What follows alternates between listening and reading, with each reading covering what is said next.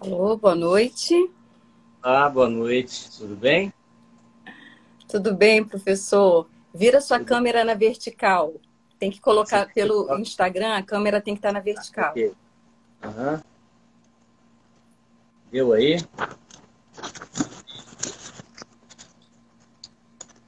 Deixa eu ver aqui uma questão. É porque, na verdade, melhorou? Sim, agora sim. Tá ótimo. Deixa eu aqui convidar novamente o João Daniel, Uhum. que é o nosso convidado especial. Entrou, João. Entrou, João? entrou, vocês estão me ouvindo? Sim, ouvindo Sim. bem. Ah, beleza. Eu não sei se a câmera, deixa eu ver qual câmera é melhor. Não sei. Deixa eu aqui convidar novamente o João Daniel, que é o nosso convidado especial. Ah, beleza. João, Entrou, tá dando João? eco em Entrou, alguma tem coisa me ali. ouvindo? Sim, Você vendo precisa bem. desligar o computador. Ah, beleza. Ah, tá. Agora melhorou? Sim, agora está perfeito. Beleza. Gente, uma boa Por noite a acaso, todos. Boa boa noite. noite. Fala, professor. O som do meu ar refrigerado incomoda? Não, Tem algum? Não? pelo menos a mim não está incomodando, não está fazendo nenhum ruído. Tá bom. Vamos dar início, então? Sim? Sim. Boa noite a todos que nos acompanham pelo canal da Abrajuc, né? Eu sou Luciana, eu sou diretora de comunicação e hoje o João me deixou nessa saia justa de apresentar a live que estava sendo tão bem conduzida pela doutora Simone Espanhols durante toda essa semana, mas hoje estou eu aqui com essa missão, né? Que para mim é uma novidade fazer isso, mas enfim, a boa vontade vai me ajudar, né? E nós Claro. temos dois grandes convidados aqui, né? A João Daniel, que é bacharelado em Direito pela Universidade Federal Fluminense, é pesquisador na Academia Brasileira de Direito Constitucional e é presidente da Associação Brasileira de Juristas Conservadores, a Abrajuc. E o nosso segundo convidado ilustre é o professor Mauro Rosa, licenciado em Letras e bacharel em Administração de Empresas, é mestre e doutor em Literaturas e Línguas de Língua Portuguesa e estudante de Direito. O professor Mauro Rosa é professor universitário desde 1991 e leciona língua portuguesa e teoria. Professor, completa para mim. Teoria Ação. da Teoria. argumentação. Uhum. Perfeito. E o tema da live de hoje é assédio moral, perseguição e fraude intelectual nas universidades brasileiras. E quem vai dar início a esse debate, né, a essa conversa, que eu tenho certeza que vai ser acalorada, vai ser o nosso querido João Daniel, né, que eu já conheço muitas histórias dele relativas ao tema, né, mas com certeza muitos ainda não conhecem e a gente vai estar ouvindo primeiro. Pode falar, Uhum. João. Perfeitamente. Eu gostaria de agradecer aí a todos que estão nos assistindo, né, nos prestigiando aí nessa noite de carnaval. Agradeço muito especialmente ao professor Mauro Rosa, que é o nosso convidado especial dessa noite e tem se tornado aí um grande parceiro, um grande amigo na luta pelo conservadorismo. Conheci o professor Mauro em dezembro do ano passado, mas sinto que nós já nos conhecemos aí há muito tempo, dada a interação tão verdadeira, né? São Tomás de Aquino falava isso, que a verdadeira amizade é querer as mesmas coisas e rejeitar as mesmas coisas.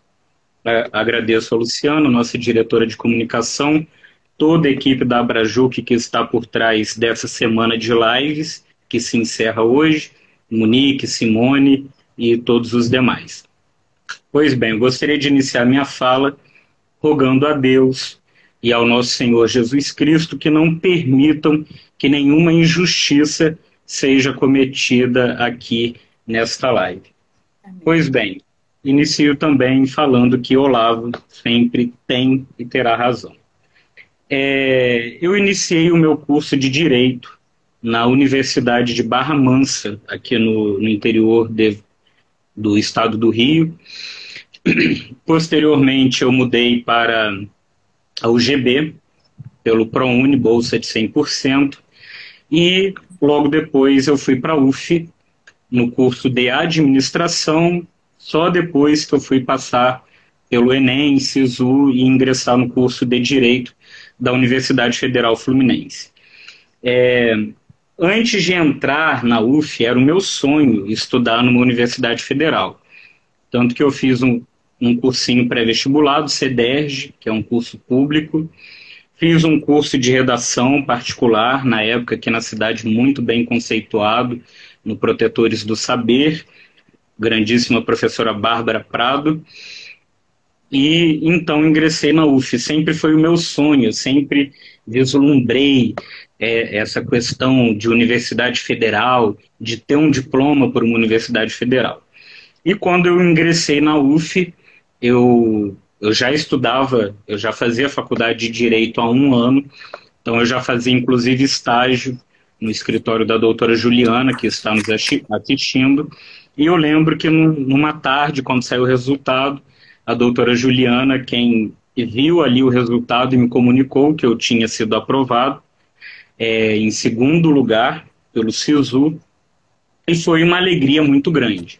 E ali eu comecei a reunir toda a documentação para fazer a minha matrícula na UF, e naquela esperança de que eu ia ser agora um aluno de uma universidade federal, e a minha vida ia mudar, e eu ia ser, nossa, um grande aluno e tal, enfim. E quando eu fiz a minha matrícula, no primeiro dia que eu coloquei os meus pés na UF enquanto aluno devidamente matriculado, começou então ali o meu inferno de Dante. Eu não imaginava que a universidade pública fosse um lugar tão hostil e, ouso dizer, com propriedade que tenho, um lugar tão maligno.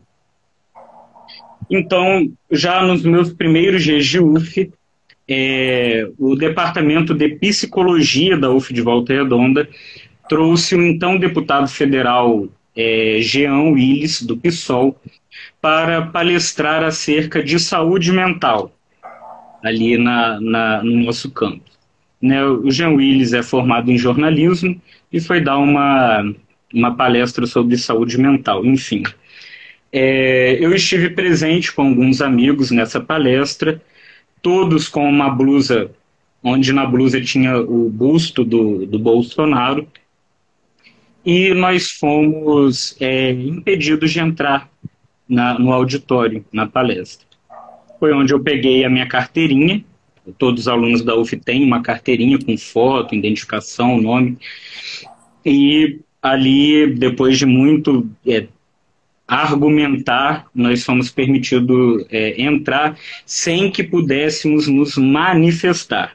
Essa foi a cláusula de barreira que os organizadores do evento, os professores do Departamento de Psicologia da UF de Volta Redonda colocaram. Eu falei, bom, a gente não pode se manifestar, eles disseram que a gente não pode falar, mas não informaram que a gente não pode colocar cartazes aqui. Então eu desci, em frente à UF tinha uma papelaria, eu comprei umas cartolinas e escrevi lá várias frases e coloquei nas janelas do auditório. Enfim, ali eu comecei a ser conhecido dentro da UF, de um recém-ingresso aluno, eu passei então a ser considerado o inimigo número 1 do campus da UF de Volta Redonda. Aí não parou por aí. Em 2018, tivemos a eleição do Bolsonaro e eu decidi fazer um hasteamento da bandeira nacional no nosso campus. O campus da UF de Volta Redonda possui 3 mastros na frente do bloco principal, são 3 blocos, e nunca hastearam nenhuma bandeira naqueles mastros. E aquilo me incomodava porque eu sou patriota, eu sou nacionalista, e então eu decidi fazer um hasteamento da bandeira, reuni alguns colegas, inclusive professores, e solicitamos a direção do campus para proceder com aquele hasteamento da bandeira. De primeiro momento foi negado, depois, com muita insistência e argumentação, nos foi permitido, porém, a UF não quis emprestar a bandeira do Brasil, a bandeira que eles tinham lá no campus, para a gente fazer o hasteamento. Fizemos, então, uma vaquinha, diversos alunos e 2 professores participaram dessa vaquinha, a gente comprou uma bandeira, a UF exigiu que essa bandeira fosse doada para a UF e então eles nos emprestassem. O que a gente fez? Temendo que a UF, depois da doação, não nos emprestasse a bandeira, nós compramos 2 bandeiras. Uma fizemos a doação, outra deixamos guardada. Logo após a doação, tive que assinar um termo, né, de doação, enfim. Houve muita dificuldade para eles nos emprestar a bandeira que nós compramos. Mandavam de um departamento para o outro, e eu, quem me conhece pessoalmente já há muito tempo, a Luciana sabe, eu sou uma pessoa que eu não tenho lá assim uma paciência muito longânima, e comecei a perder a minha paciência com os funcionários do campus, e então eles resolveram emprestar a bandeira, a gente marcou o hasteamento, foi no dia 14 de novembro, o hasteamento da bandeira. Fomos surpreendidos quando chegamos no campus da UF, com cerca de 200 alunos, com cartazes contra uma suposta ditadura militar que nunca houve no Brasil, e com gritos de guerra, não acabou, tem que acabar, eu quero o fim do regime militar, uns devaneios, uns delírios, e tentando, inclusive, impedir que houvesse o hasteamento da bandeira.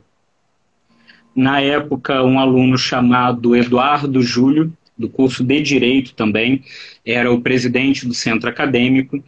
Ele, inclusive, não deixou que a gente cantasse o hino da bandeira. A gente só pôde cantar o hino nacional. Teve princípio de confusão, isso tudo foi noticiado em jornal. Eu tenho o link da matéria, quem quiser depois pode me pedir aqui no direct do Instagram, que eu envio tudo. Tudo que eu falar aqui hoje eu tenho como comprovar.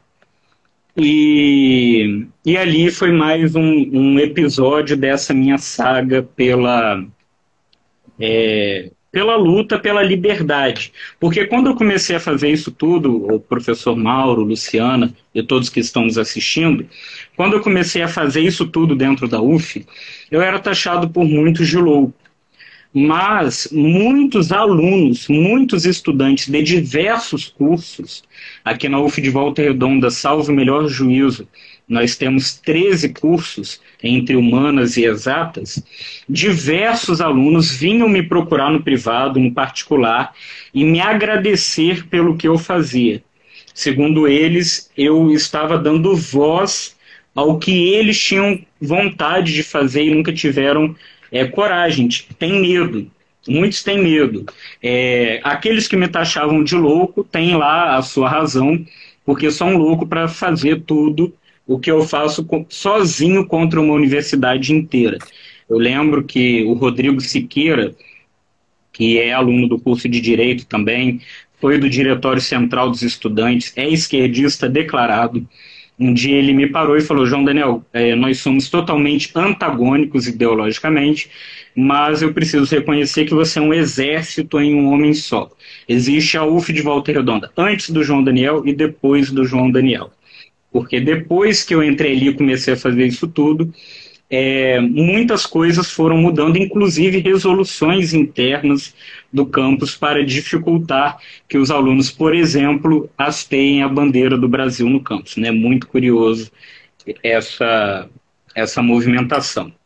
E culminou esse meu inferno de Dante dentro da UF em 2019, em dezembro de 2019, mais precisamente no dia 13, quando eu fiz o segundo hasteamento da bandeira na UF e convidei o deputado federal Daniel Silveira para estar presente. Ele esteve presente, ele não conseguiu chegar a tempo do hasteamento, mas ele esteve no campus e fez uma visita para conhecer o nosso campus.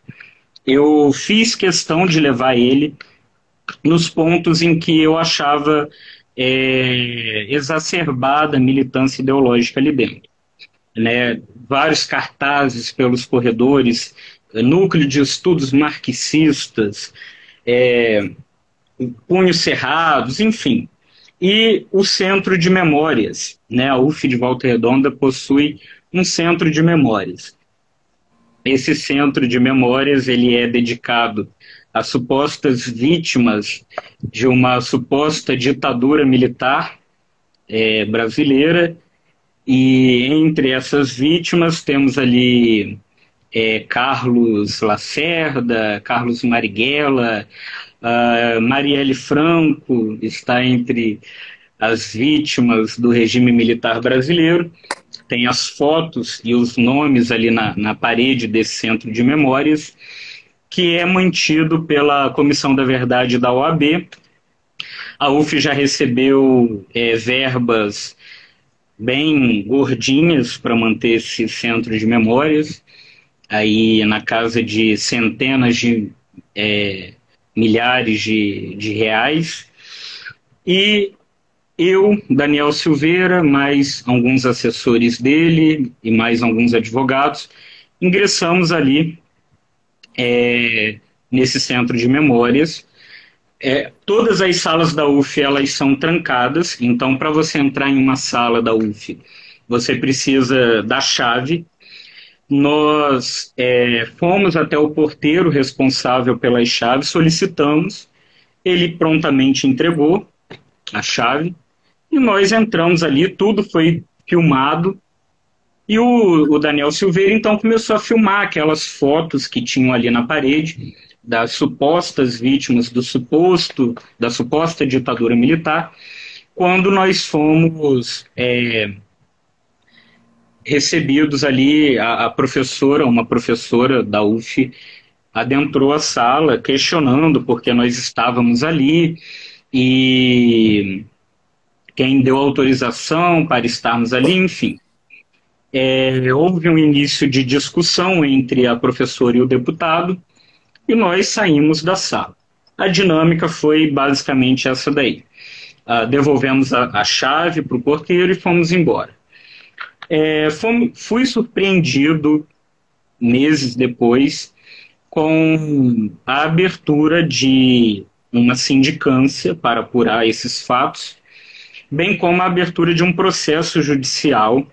O mesmo foi arquivado, porque nenhum juiz sério daria palco para esse tipo de alucinação. Mas a sindicância, como é conduzida por professores militantes da UF, ela teve ali o seu prosseguimento, né?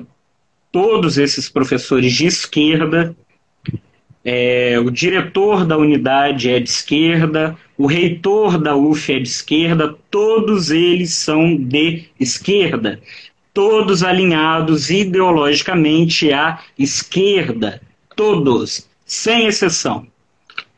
E aí começaram então a perseguir cruelmente um estudante. Depois que eu entrei na UF, eu precisei começar a fazer acompanhamento psicológico, porque a pressão e a perseguição era demais. Você, quando se declara conservador dentro de uma universidade pública, e eu tenho certeza que em todas as universidades do Brasil a cartilha é a mesma, o modus operandi é o mesmo, você passa a ser isolado, escrutinado em público. Quando tem trabalho em grupo na turma para fazer, eu não posso participar de nenhum grupo, eu tenho que fazer os meus trabalhos sozinho.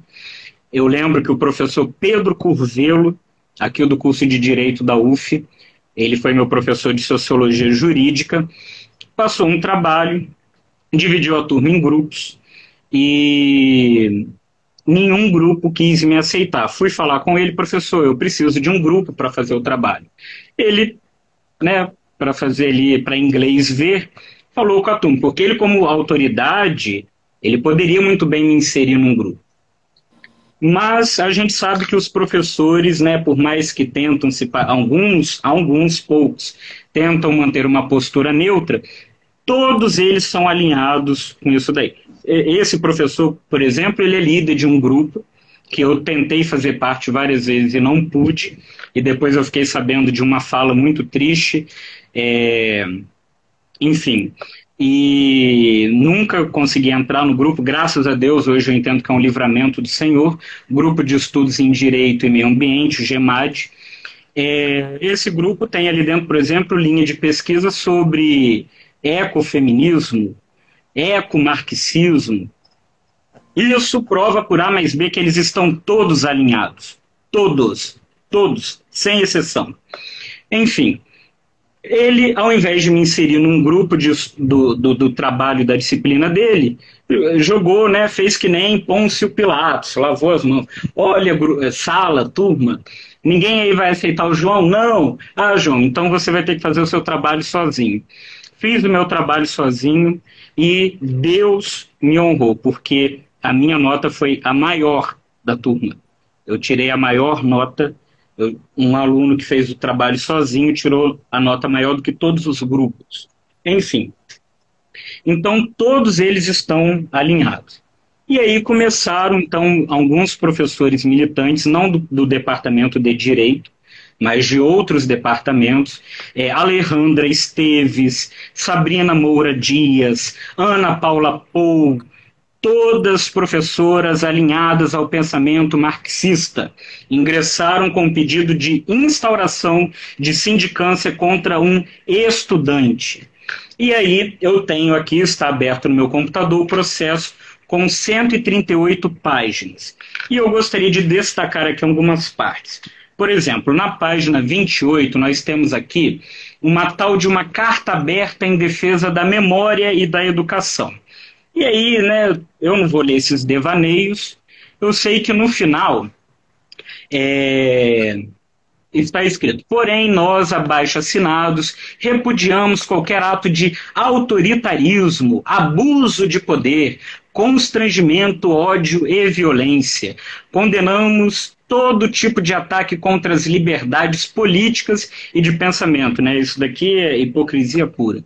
Colocamos-nos em defesa do direito à memória, verdade e justiça, da pluralidade de ideias, nunca, jamais, eles não são a favor da pluralidade de ideias, e das universidades e instituições públicas. Temos aqui 82 abaixo, pessoas e instituições que assinaram.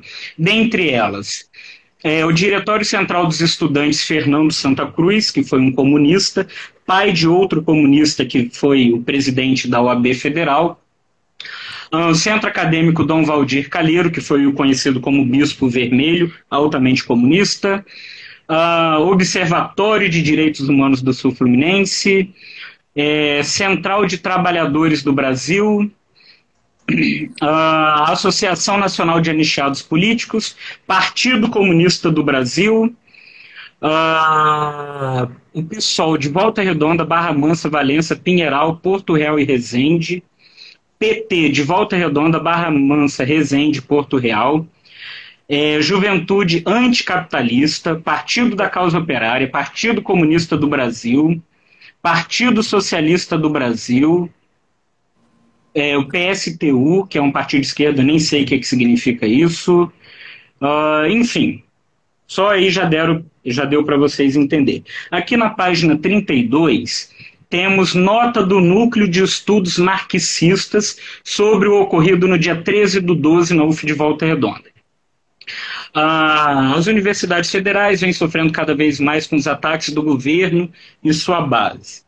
E foi seguindo aqui uma série de devaneios, citou Karl Marx, e no final, eu vou tirar um print disso daqui e colocar no meu Facebook, no meu Instagram. Olha a frase que vem no final dessa carta. Núcleos marxistas de todo o mundo, univos. Tem método. Núcleo marxista, Núcleo de Estudos Marxistas da UF de Volta Redonda, que é coordenado pelo professor José Filho, eu nem lembro o nome do professor, me dá aula de economia política, é outro que ele não deixa gravar as aulas dele, o apelido dele é Tchê, enfim. Vamos lá. Esse processo, então, eu fui inquirido, eu tive que ir um dia prestar depoimento, o meu depoimento durou 2h30.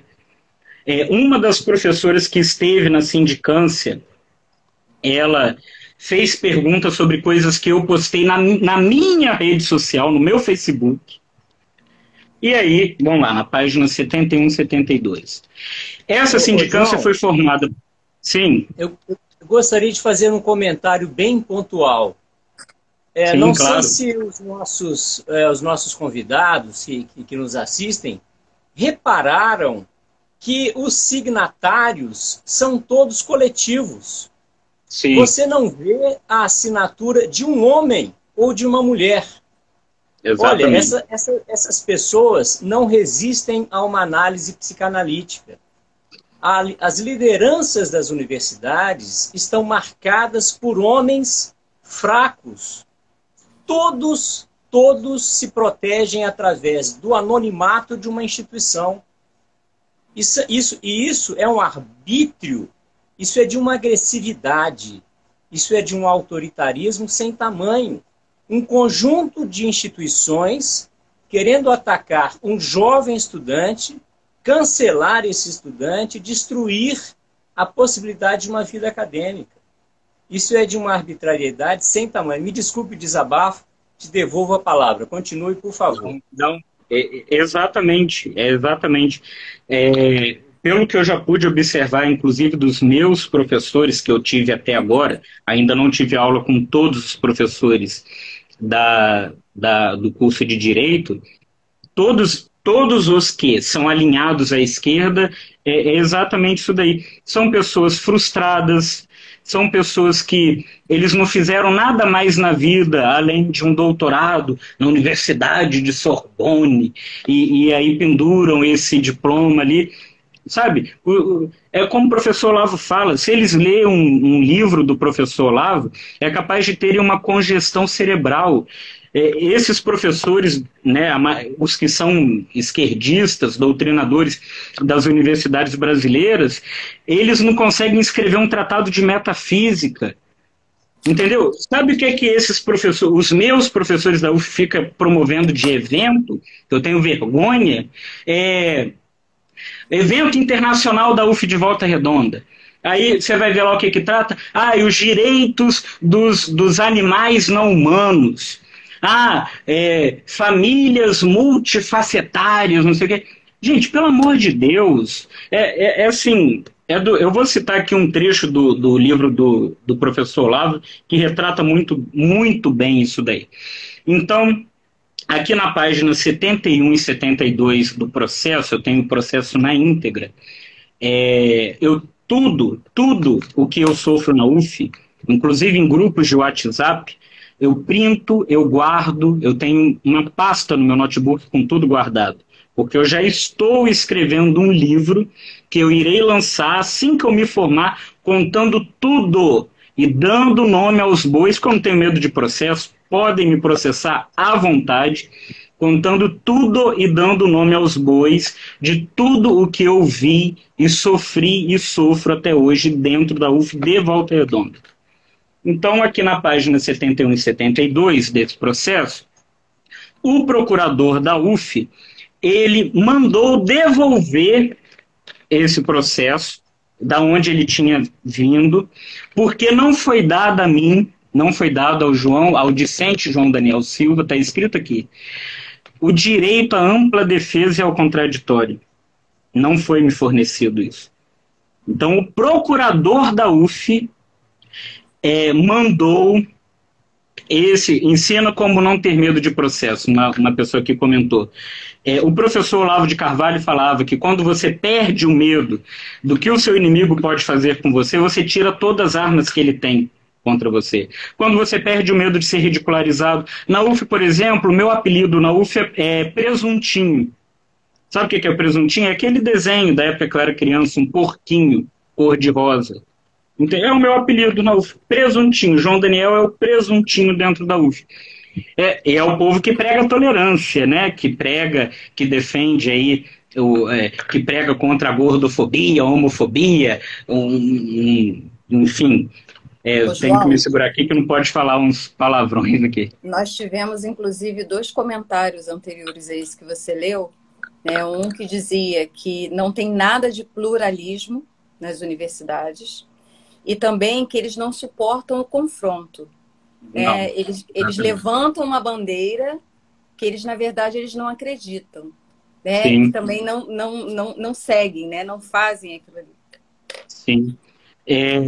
A minha melhor amiga, o nome dela é Tainara Prado. Ela se formou na UF de Volta Redonda, atualmente ela é advogada, ajudou ali no caso do Daniel Silveira bem no início, por indicação minha, pro bono, sem cobrar nada.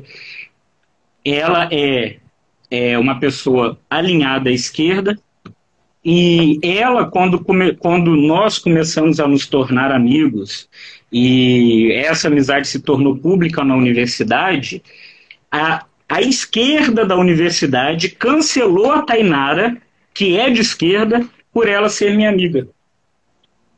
Então, assim, é um grau de loucura, É o que o Olavo chamou de imbecil coletivo. Eu pude, o conhecimento por presença, eu tive o conhecimento por presença do imbecil coletivo dentro da UF. Então, o professor Olavo sempre tendo razão. Então, aqui na página 71 e 72 desse processo, o procurador da UF mandou o processo voltar porque eu não tive direito ao contraditório e à ampla defesa. Na comissão de sindicância tivemos 3 professores, sendo que a professora presidente da comissão da sindicância, Elaine Sigeti, eu entrei no Facebook dela, eu tenho tudo printado. Em 2018, por exemplo, ela colocou lá no Facebook dela, ele não. O que ela quis dizer com isso? Que ela era contra o Bolsonaro, e muito provavelmente votou no Haddad no segundo turno. No primeiro turno eu não quero nem cogitar em quem ela votou. Então, assim, e aí vai me dizer que não tem ideologia, que não tem partidarismo? Vão pentear macaco. E a outra, foram 3 professores e uma estudante representando o centro acadêmico. Essa estudante se chama... Oi. Você tem mais 2 minutos, tá? Ah, beleza. Essa estudante se chama Lohane Corona. Ela era do centro acadêmico do direito de Volta Redonda, não sei se ainda é, e no dia 6 de fevereiro de 2020, ou seja, antes de começar o meu processo de sindicância, essa aluna, Lohane Corona, esteve junto com o namorado dela, o Rodrigo Siqueira, e um outro aluno chamado Pedro Henrique, todos do direito, com o José Dirceu, dentro da mesma sala em que eu estive com o Daniel Silveira. Quando eu estive com o Daniel Silveira lá, ele era deputado federal em pleno gozo dos seus direitos parlamentares. Não tinha sido preso. José Dirceu, até então, é um ex-presidiário, já foi condenado na justiça, enfim. E na página 114 aqui desse processo, já caminhando aí para o fim, eu achei muito engraçado uma citação que eles fizeram. Esse aluno já é conhecido por seus movimentos dentro da universidade, dentre eles o hasteamento da bandeira do Brasil no dia 14 de novembro de 2018. Olha que aluno subversivo, né? Ele é conhecido por seus movimentos dentro da universidade, dentre eles o hasteamento de bandeira. Teve um aluno do direito, eu não vou citar aqui o nome dele, eu achei o inquérito policial, não sei por que não teve continuidade, eu ainda vou descobrir, mas eu tenho o número desse inquérito. E esse aluno, ele foi preso dentro do campus da UF com drogas ilícitas. E a UF não abriu sindicância contra esse aluno. E eu aposto que esse aluno não consideram que ele participa de movimentos, que ele é conhecido por movimentos dentro da universidade. Então, essa aqui foi a questão da sindicância. Tem muitas outras coisas que me aconteceram dentro da UF, que não dá para citar em razão do tempo, mas eu já deixo aqui o convite para o professor Mauro, para a gente começar a fazer várias lives falando sobre esse assunto, que é um assunto que o povo quer saber. E eu gostaria de salientar, inclusive, que atualmente o chefe de departamento do curso de Direito de Volta Redonda, o professor doutor Carlos Eduardo Cunha Martins Silva, ele até o ano de 2017, salvo melhor juízo, foi lotado no gabinete do deputado estadual Flávio Serafini, do PSOL, atuando ali na Comissão de Direitos Humanos pela bancada do PSOL na Assembleia Legislativa do Estado do Rio de Janeiro. Atualmente, ele é ele é chefe de departamento do curso de Direito na UF de Volta Redonda. E ali na UF já tivemos vários deputados do PSOL, Talíria Petroni, Jean Willis, Marcelo Freixo, Glauber Braga, e só o Daniel Silveira que não poderia estar lá, né?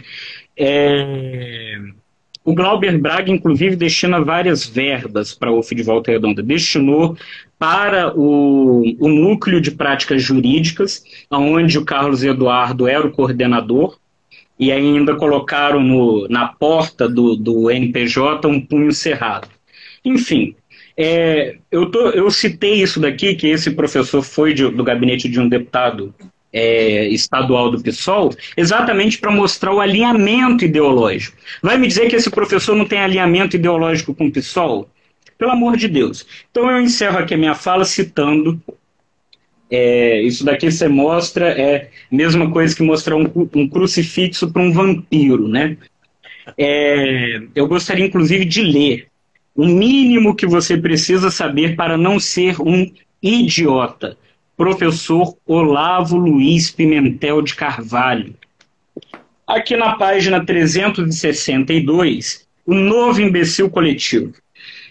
Criada e mantida pelas universidades, pelo movimento editorial e pela mídia impressa, a atmosfera de imbecilização coletiva ideológica era, por assim dizer, um produto de luxo, só acessível às classes média e alta, deixando intacta a massa popular. A partir dos anos 1980, a elite esquerdista tomou posse da educação pública, aí introduzindo o sistema de alfabetização socioconstrutivista, concebido por pedagogos esquerdistas como Emília Ferreiro, Levi Vygotsky e Paulo Freire, para implementar na mente infantil as estruturas cognitivas aptas a preparar o desenvolvimento mais ou menos espontâneo de uma cosmovisão socialista, praticamente sem a necessidade de doutrinação explícita. Do ponto de vista do aprendizado, do rendimento escolar dos alunos e, sobretudo, da alfabetização, os resultados foram catastróficos. Ou seja, eles começaram lá na pré-escola, incutindo esse pensamento esquerdista, e quando você chega na universidade, você já está inserido naquele meio por osmose.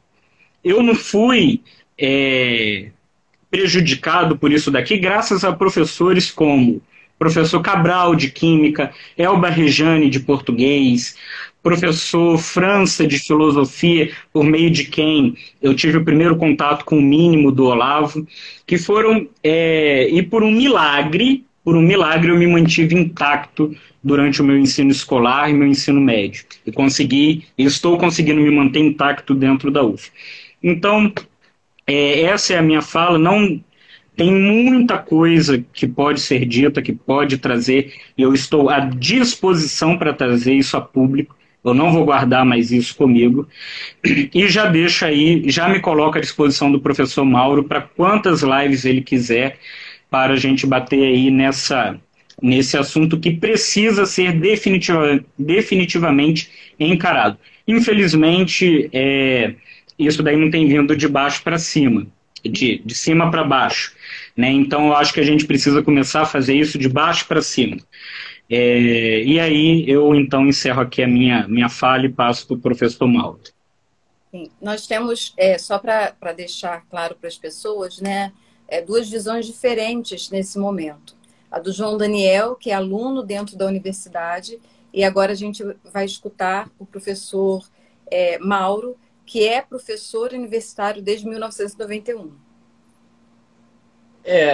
Veja só, Luciana, o que aconteceu e o que acontece com o João Daniel é uma ação perversa que as universidades fazem sempre que existe algum discurso contrário. E o João é aquele boi de piranha, é aquele cordeiro do sacrifício para dizer para toda a comunidade acadêmica do que essas pessoas são capazes quando alguém se insurge.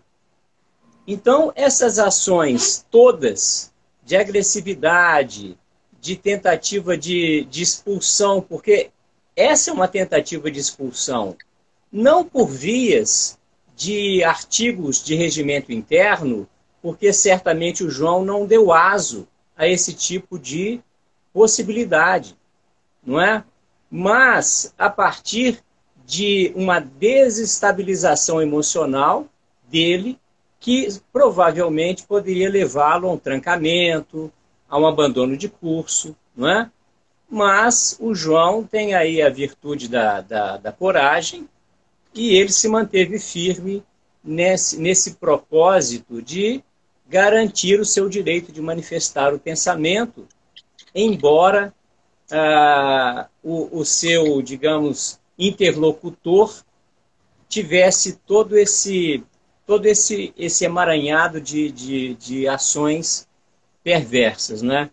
É importante dizer para quem nos ouve que eu sou professor na UFRJ, que é uma instituição, talvez a instituição carioca, ao lado da UERJ, aquela que mais difunde o pensamento de esquerda e aquela que a cada momento busca a ideologização e o aparelhamento partidário. João, a propósito do que você mencionou dos deputados vinculados à UF e do seu processo, eu gostaria muito que você me dissesse quais são esses deputados, sobretudo os que enviaram as emendas parlamentares para a UF, para nós investigarmos os valores e a destinação desses recursos. Você sabe que eu venho aí há muitos anos denunciando a corrupção nas universidades federais. Isso tem atraído uma adesão bastante grande de pessoas da sociedade que nunca passaram pela universidade pública, mas também de muitos servidores, alunos, técnicos e professores de federais que são conservadores e que, por força de circunstâncias de vida, não têm a coragem que você teve e não têm essa segurança que eu tenho de denunciar, não é?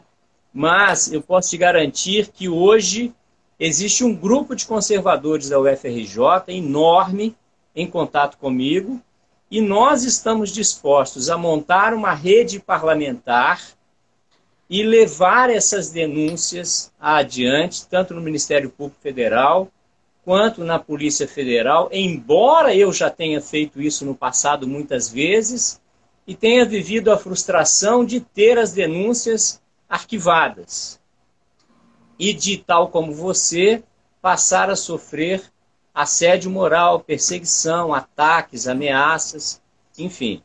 O que importa é que nós estejamos municiados de documentos e provas, como essas que você tem, para que a gente desnude esse comportamento arbitrário e tirânico que a gente vê nas universidades hoje.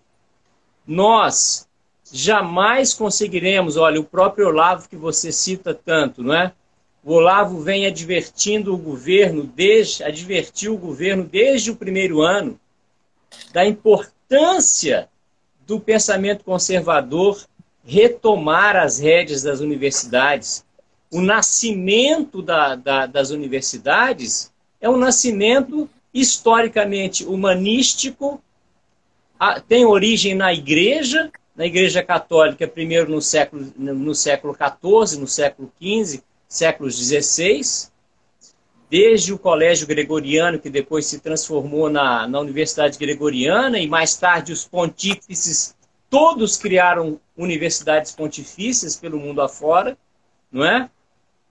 E depois as igrejas evangélicas fizeram o mesmo, com as suas faculdades de teologia, com seus seminários, enfim, criaram também as suas universidades com seus propósitos de formação humanística, e a Universidade Pública Brasileira aboliu essa reflexão filosófica, essa reflexão que busca a radicalização filosófica, e a radicalização filosófica é aquela que entra na raiz do problema, que quer conhecer o problema, discutir e solucionar, não é? E essas universidades substituíram isso por um discurso só, por uma formação só, pelo hedonismo, pelo existencialismo e pelo materialismo, não é? E para além dessa mudança radical de sentido, a universidade deixou de ser, a rigor, o lugar da discussão, o lugar da diferença, e passou a ser um centro de difusão do pensamento marxista e dos diversos autores advindos da Escola de Frankfurt. Ninguém lê mais os clássicos nas universidades, com algumas raras exceções de um tomista, de alguém que ainda na filosofia resolve beber na fonte de Santo Agostinho, de Santo Ambrósio, de Tomás de Aquino, com raríssimas exceções, mas afora essas figuras jurássicas, não é? Vai aí uma ironia, claro, a universidade perdeu o seu sentido e passou a ser esse lugar de aproximação com os deputados de esquerda, com a troca de adesão de temas de ciência pela adesão de temas partidários. Todas essas linhas de pesquisa que você mencionou no início da sua fala estão muito mais ligadas à pauta de PSOL do que alguma demanda científica da sociedade contemporânea. Aliás, a sociedade hoje pouco se volta para a universidade, pouco se volta para a sociedade, não é? Então, isso que você vive, qualquer um que manifesta pensamento contrário passa a viver. É claro que não com essa proporção, porque nem todos têm esse vigor e essa coragem que você teve. O que acontece, então? Os técnicos mais competentes, os técnicos mais bem formados, eles são todos postos à margem da administração, e aí a universidade tem um processo, e você, de certa forma, mencionou isso, a universidade tem um processo de uma forma de impedir as ações conservadoras, as tentativas de ações conservadoras, que é através dos processos administrativos. Sempre que alguém entra com um pleito de um projeto que possa ter algum viés conservador, o processo nunca caminha na celeridade convencional. O seu caminhar é sempre arrastado, os despachos decisórios, os despachos administrativos são sempre lentos e o ano contábil se finda e se porventura aquele proponente tinha algum recurso já destinado previamente para ele, aquele recurso acaba sendo devolvido e o projeto não é realizado. Então, o que eu vejo como docente hoje na universidade é um grupo de grandes professores extremamente frustrados, porque eles também, tal como os técnicos, ficam postos à margem, e aí nós passamos a ter, nos grandes laboratórios, nas grandes linhas de pesquisa, nos grandes grupos, sempre as pessoas que têm uma trajetória mais vinculada a essas pautas partidárias. E aí o que é que a gente tem? Um dos temas da live, que é a fraude intelectual. Não é? Eu escrevi uma série de artigos para o portal Todo Poder Emana do Povo.com.br e intitulei esses artigos de mediocridade dourada. Porque o que eu mais vejo na universidade é mediocridade intelectual.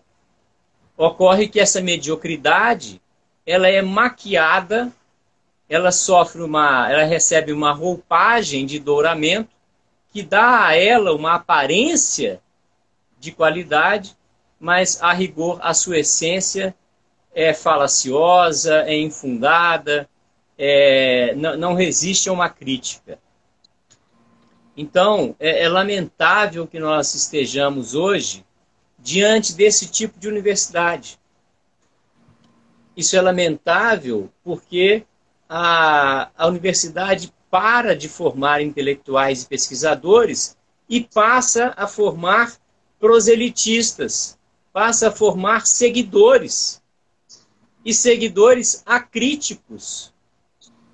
Porque o que a gente vê num emaranhado de formação bibliográfica, um conjunto de autores que dizem uma coisa só, como é que você vai formar pensamento crítico com uma univocidade discursiva, com uma única proposta, uma única escola, uma única tendência, um único caminho de formação intelectual?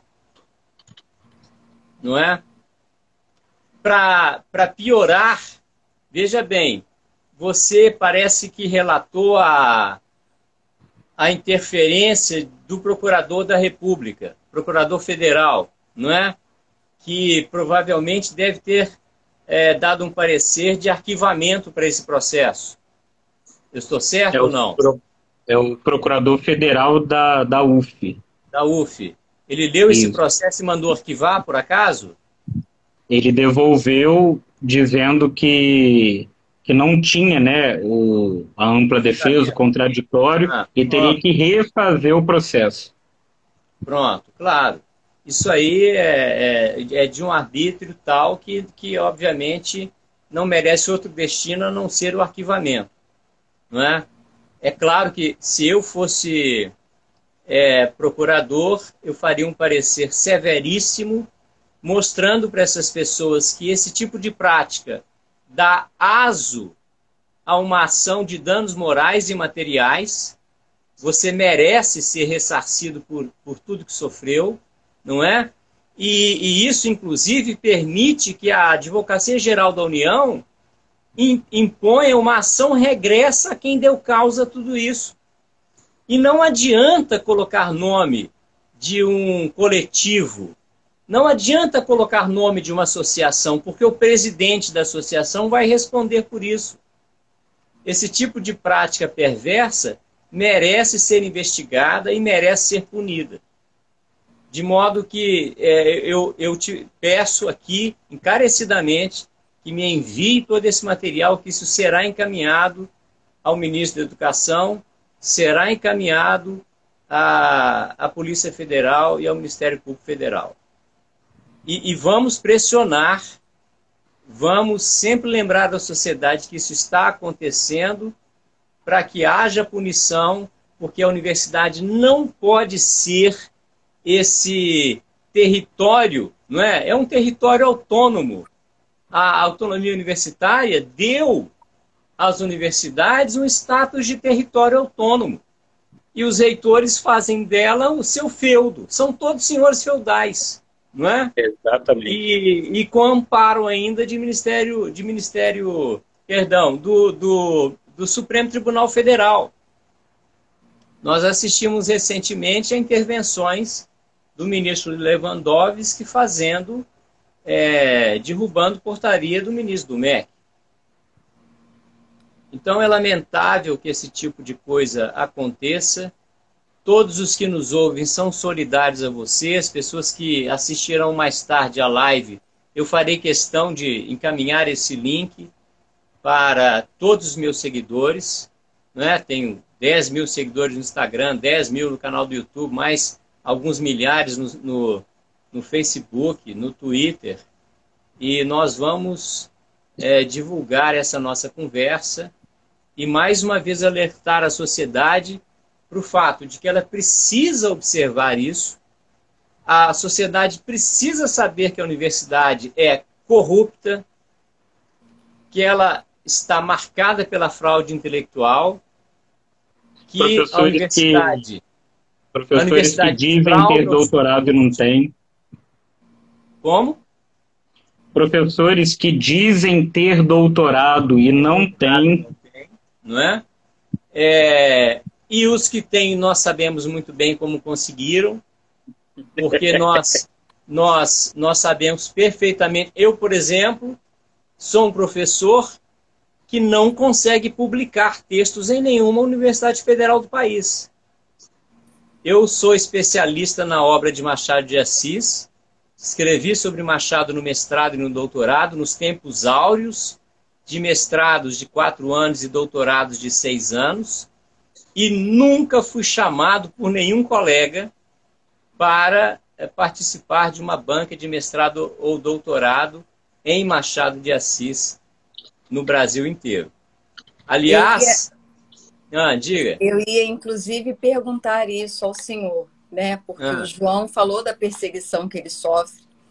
E eu ia perguntar de que forma o senhor se sente, né, perseguido. O senhor está respondendo aí um dos pontos. Luciana, eu sou historicamente perseguido, desde sempre, desde o primeiro momento. A minha primeira experiência como professor de federal foi na UFMG, durante um ano, em 2006, mas eu logo interrompi essa experiência porque eu ganhei, na época, uma bolsa para fazer um estágio de doutorado no exterior e pedi exoneração e fui para minha bolsa sanduíche. Quando voltei, prestei concurso na Federal de Rondônia. Naquela ocasião, em 2009, os probatórios já eram de 3 anos. Portanto, meu probatório, esse inferno que o João viveu, eu vivi ao longo de todo o probatório. E quando faltava uma quinzena para terminar o meu probatório, o diretor do instituto ao qual o meu departamento fazia parte mandou uma carta para a diretora de RH da universidade, dizendo que não me via no campus há pelo menos um ano e que aquilo merecia uma investigação. O que aconteceu? A diretora de RH, sem abrir sindicância, o João pelo menos sofreu uma sindicância, um processo administrativo. Eles não abriram sindicância, não abriram PAD, não abriram IPI, simplesmente ela suspendeu o meu salário para averiguação de falta grave. No final do meu probatório. A intenção, obviamente, era me exonerar, era a demissão, não é? Bom, aí eu entrei com um MS. O juiz que foi sorteado para julgar meu mandado de segurança, ele disse que aquilo não era direito líquido e certo e que, portanto, o MS não era a via processual adequada. Eu teria que ter entrado com uma ação ordinária. Aí eu fiz um agravo.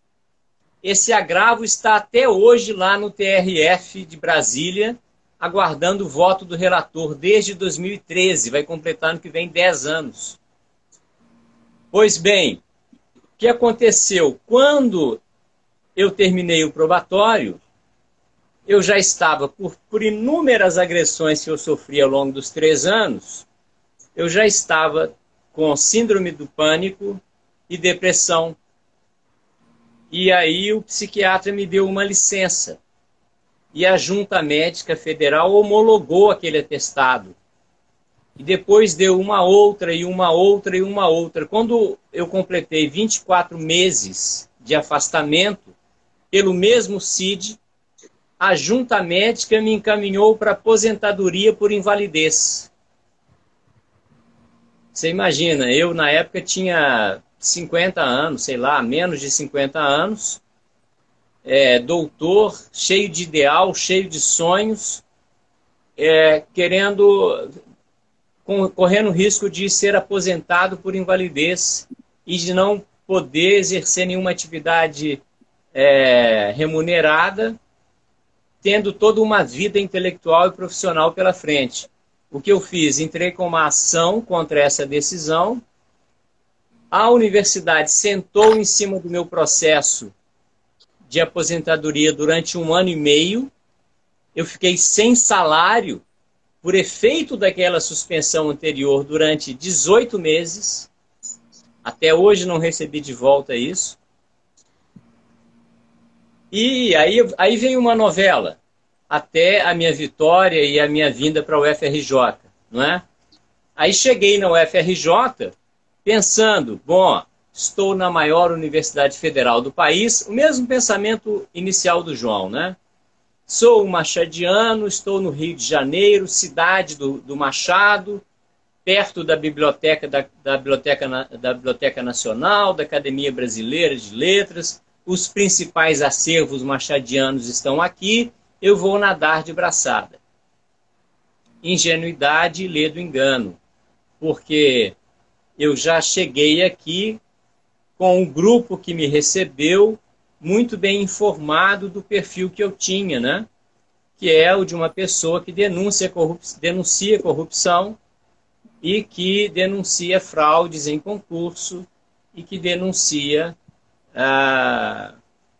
todas essas práticas de desvio de dinheiro, de licitação fraudulenta, de deputado federal e senador da República que destina emenda parlamentar, mas já com uma combinação tal que a emenda, parte dela, acaba voltando para empresas da família do deputado ou do senador. Então, como eu vi isso acontecendo muito bem, eu quero que essas práticas sejam investigadas na UFRJ, na UF, na UERJ, na Federal do Rio Grande do Sul. Porque o que acontece? O João falou uma coisa muito sábia no começo da fala dele. Ele disse, olha, quando você demonstra a sua força, você desmonta todas as estratégias de ataque. Eles não sabem o que fazer com você. E acaba que o que resta a eles é um conjunto de arbítrios, mais nada. Mais nada. São esses ataques ensandecidos, não é? Esses discursos de ódio, esses discursos autoritários e as piores práticas possíveis dentro de uma instituição que deveria ser democrática. Perfeito. Não é? E amparados pela autonomia universitária. Sim. Infelizmente, a gente vai ter que encerrar a live por aqui, né? Porque já está batendo aí 1 hora de live e senão a gente não consegue gravar, até porque depois ela vai para o YouTube. Mas eu quero agradecer muitíssimo, professor Mauro, pela sua participação. Eu espero que seja o primeiro episódio de uma sequência de lives aí com esse tema, né, João? Porque muitas coisas precisam ser ditas. E também quero agradecer a todas as pessoas que participaram desde o início dessa semana, que foi uma semana especial, né, de início também do ano de 2022 das atividades da Abraju, que tivemos live todos os dias, todas essas lives vão para o canal do YouTube. E muitos comentários foram colocados aqui, depois a gente também vai ler e passar para os nossos convidados os comentários. Agradecemos a todos, um beijo, fiquem com Deus. Obrigado. Falou. Abraço. Tchau, tchau. Tchau.